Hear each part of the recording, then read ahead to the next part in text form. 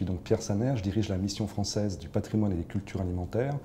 Un nom un peu long pour dire en fait c'est l'organisme qui a permis l'inscription du repas gastronomique des Français au patrimoine culturel et matériel de l'UNESCO, donc en novembre 2010, et qui à ce titre est en charge maintenant de mettre en place les mesures dites de sauvegarde de cet élément de notre culture, de notre patrimoine, qui est le repas. Et également en charge de, parmi les mesures phares de ce plan de gestion qui est lié à l'inscription au patrimoine culturel et matériel de l'UNESCO, la création des cités de la gastronomie. Pour se concentrer sur la cité de la gastronomie qui sera donc celle de la région capitale, c'est aussi avant tout un écrin magnifique et probablement une plateforme de lieux de transmission, de promotion, de valorisation d'un patrimoine auquel tous les Français sont fortement attachés. Chacune des villes, cité de la gastronomie, aura des spécificités.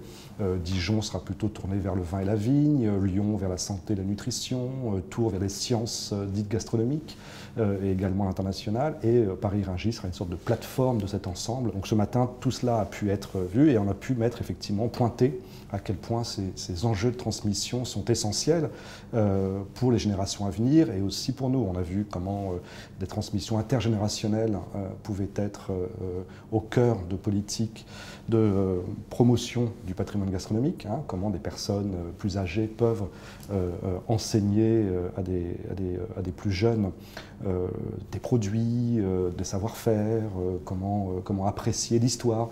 Et ces richesses-là existent aussi, ont été réunies dans ce qui a été dit tout à l'heure, aussi l'inventaire du patrimoine culinaire de la France, entre 1993 et 2013, donc pendant 20 ans, région par région, on a cet inventaire.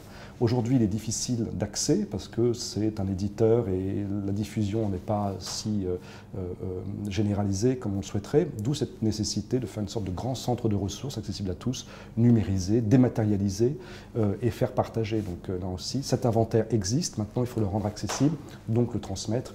En fait, c'est un peu tout ça qui a été évoqué ce matin et je trouve que c'est des interventions de très grande qualité.